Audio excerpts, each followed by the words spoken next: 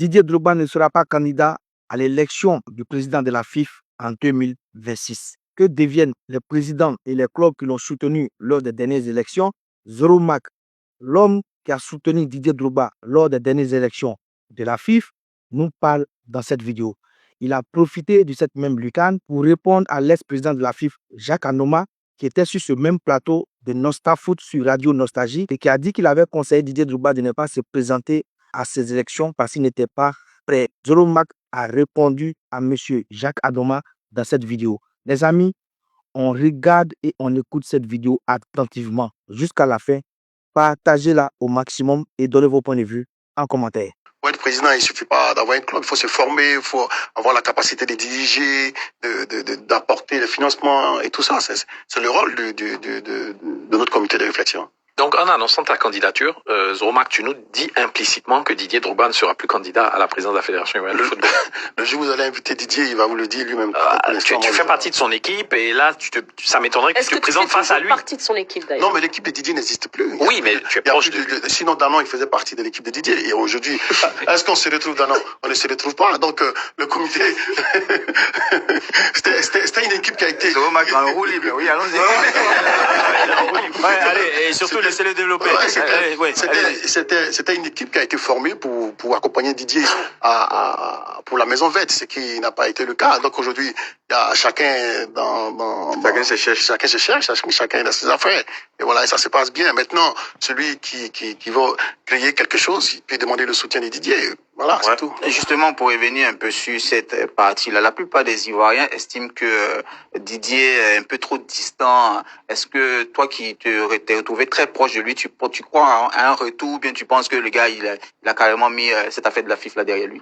Non, je pense pas. Didier, c'est un sportif né, hein, donc voilà, peut-être qu'il a pris un coup, donc il veut peut-être digérer ce qu'il a vécu un peu difficilement. Donc ça prend un peu de temps, je sais, mais il va revenir quoi. Vous échangez? Ça remonte à quand vos derniers échanges?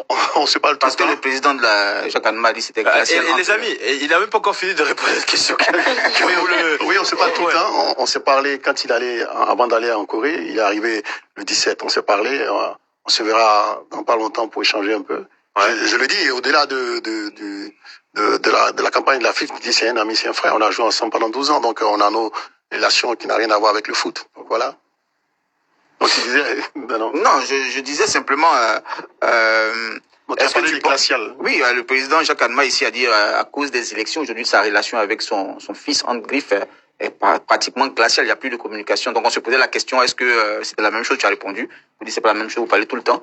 Il n'y a pas longtemps que vous êtes parlé, tout ça. Mais qu'est-ce que tu penses de cette situation des clubs ou des groupements d'intérêt qui l'ont soutenu, qui aujourd'hui se trouvent dans des difficultés et qui se retrouvent sans soutien de sa part?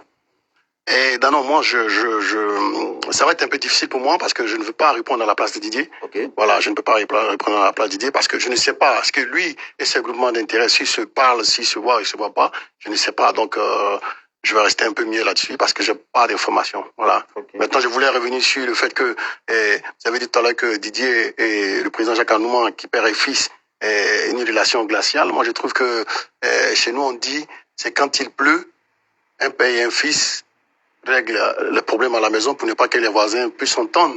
Voilà, si le président est venu ici pour parler de ça, je pense que Didier n'est pas son fils parce que l'amour est au-dessus de tout. Donc, s'il est venu parler de ça, c'est qu'il n'y a pas d'amour, c'est à lui de prendre son téléphone, appeler Didier et puis s'asseoir comme deux grands garçons parce que Didier aussi, il a grandi. C'est vrai, à un certain moment, il faut savoir que le petit est devenu grand, donc il a aussi ses responsabilités à prendre. Donc, il ne faut pas l'empêcher de prendre aussi ses responsabilités. Il a sa vision, il a envie de faire quelque chose. C'est pas parce que il vient de vous que, bon, forcément, il est obligé de faire ce qui vous plaît, quoi. Une fois que tu as dit que tu es candidat, c'est quoi la suite maintenant? Comment ça se prépare une campagne? Ça va démarrer quand? Comment tu comptes aller chercher la tête de la Fédération ivoirienne de football? Travailler avec la cellule? Travailler avec la cellule, merci. Travailler avec tout le monde, pas forcément avec la cellule. Là, on essaye je peux pas dévoiler tout mon attiré ici, sinon ça serait un peu difficile parce que je me rappelle, il y a 4 ans de cela, Didier était le seul candidat qui avait mis en exergue son projet, pendant que les autres aussi n'avaient pas donné leur projet. Après, on a retrouvé certains de nos projets chez nos adversaires, donc je préfère aller un peu, les Italiens disent à piedi di piombo. Ouais, d'accord. Piano. Piano simple. D'accord. Ok, très bien.